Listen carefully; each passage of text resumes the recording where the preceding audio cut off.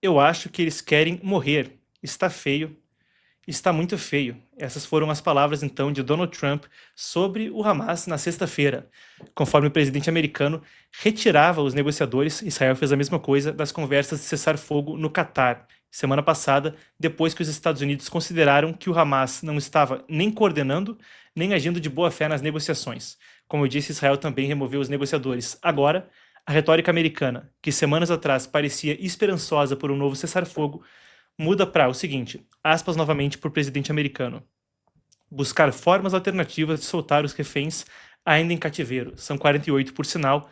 A estimativa é de que cerca de 20 estejam vivos, os outros 28 então cadáveres.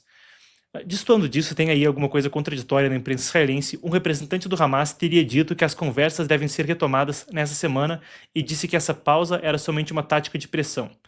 A gente não sabe exatamente qual é o futuro das conversas de paz.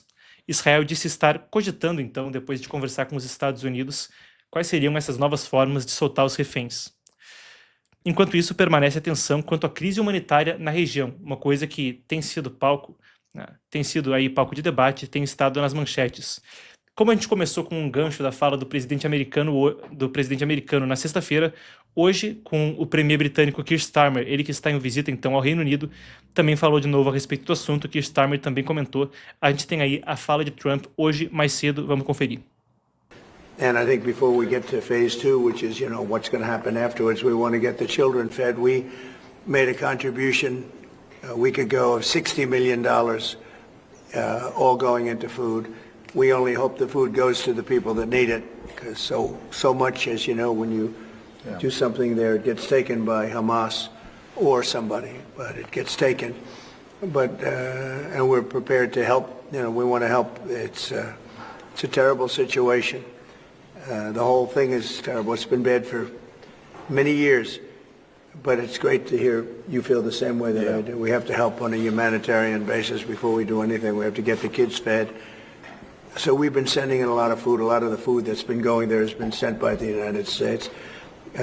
I spoke yesterday with the president of the European Union, Ursula, who was terrific also on the subject, and she's going to play a big role also in helping us. So we have a good group of countries that are going to help with the humanitarian needs, which is food, sanitation, and some other things.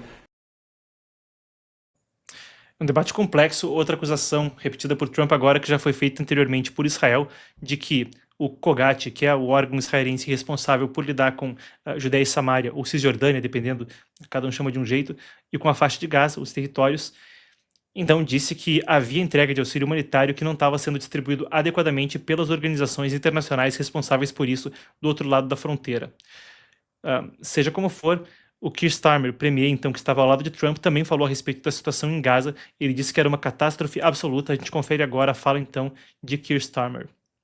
Let me welcome you, Mr. President, to Scotland, and fantastic to be here at Turnberry with you. Thank you so much for showing us around and having this opportunity to sit in this fantastic ballroom, which is absolutely incredible, and to start talking about some of the issues that are most pressing in your country and my country, and in particular, we've had the opportunity to talk about the situation in Gaza and the intolerable situation, including images of starvation. And I think both of us know that we have to get to that ceasefire, and we have to increase humanitarian aid in. And thank you for what you've already been doing, are doing, and are committed to. Because without you, this would not be capable of resolution. Bom, muito bem, aí ficam as falas dos líderes, então, hoje mais cedo. Esse negócio da fome é uma das coisas que tem tomado as manchetes. E aqui a gente tem o seguinte dado: organizações internacionais e mais de 20 países pedem o fim imediato da guerra e criticaram, da parte de Israel, um bloqueio. Na noite de sábado, a Força Aérea Israelense fez lançamentos aéreos de alimentos em Gaza. A ONU, algumas agências da ONU disseram que isso era bem-vindo, mas era ainda um pingo no oceano. A gente tem aqui as imagens divulgadas pela Força Aérea Israelense, então, pelas Forças de Defesa de Israel, do auxílio humanitário sendo levado por aviões. Aí está então. Muito bem. Jordânia e Emirados Árabes Unidos, então, também ali no Oriente Médio, iniciaram entregas aéreas. E ontem o exército israelense anunciou uma pausa tática diária das 10 às 20 horas. A gente tem aqui o press release, então, das Forças de Defesa de Israel, falando que essa pausa vai ser anunciada em algumas regiões em Gaza, para facilitar a entrada de ajuda. A medida vai ser coordenada com a ONU e outras entidades. Bem, essas são as informações que a gente tem da crise recente em Gaza, os últimos desdobramentos. Nas entrelinhas, é importante a gente tocar num panorama maior, que uma nova crise como essa toca em desafios já antigos da região. Para a gente partir, então, dessas atualizações para tentar dar para o público um panorama maior, a gente vai começar com o seguinte: o Macron anunciou reconhecer o Estado palestino. Vamos tentar entender esse quebra-cabeça a partir do seguinte. O presidente francês Emmanuel Macron anunciou numa postagem no X, a gente deve ter aqui ao lado, que a França pretende reconhecer formalmente um Estado palestino em setembro, durante a Assembleia Geral das Nações Unidas. O líder francês disse que já enviou uma carta ao presidente da Autoridade Palestina, Mahmoud Abbas, informando a decisão. Hoje, durante uma coletiva na Escócia, então, Trump evitou comentar a decisão de Macron, mas na sexta-feira, logo depois do anúncio do presidente francês, o presidente americano já havia ironizado que a medida não importa e que não teria impacto real no Oriente Médio, mas o secretário de Estado Marco Rubio disse em uma publicação que os Estados Unidos rejeitam fortemente o plano francês de reconhecer um Estado palestino na ONU, dizendo que a decisão era irresponsável e só servia de propaganda para o Hamas. A partir disso, a gente vai, então, para um dos pontos nevrálgicos, como eu disse, tentando expandir isso para um panorama maior. Esse reconhecimento que também vem em meio à questão da crise humanitária e em meio a esse conflito que muda a face do Oriente Médio, essencialmente significaria, de certa forma, uma recompensa ao Hamas pelo 7 de outubro. Enquanto, claro, a crise humanitária é, por natureza, condenável e algo que deve ser parado, existe o dilema sobre a questão da segurança. Essa guerra se estende já, e parece não haver um cessar-fogo à vista, em especial depois da retirada dos negociadores no Catar na semana passada. Agora, não parece ter solução, e os reféns continuam em Gaza. O reconhecimento de um Estado palestino, depois de tudo o que aconteceu, segundo os Estados Unidos, serviria à propaganda do Hamas, e mais que isso, poderia servir como uma recompensa e abrir o caminho para outro 7 de outubro mais adiante. E esse é talvez um dos dilemas antigos desse conflito.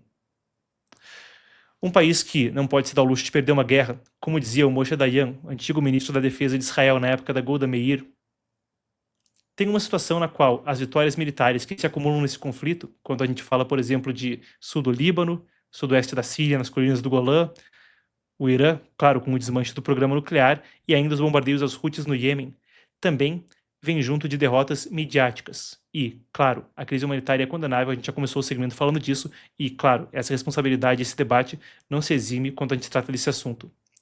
Mas é um equilíbrio no qual, seguindo adiante, como equilibrar as duas situações. E, com esse conflito se encerrando, se há o reconhecimento de um Estado palestino, ou, a depender da situação que venha, com uma governança do Hamas voltando a Gaza, possivelmente, fica o debate sobre o que esse conflito trouxe em termos de segurança e de prevenir que outro 7 de outubro aconteça. E ainda, com essa crise humanitária, como garantir que uma crise humanitária também como essa não venha a acontecer no futuro. A gente pegou então esse gancho para pontuar alguns dos assuntos mais amplos que ficam no panorama conforme em Gaza a coisa parece longe de ter solução.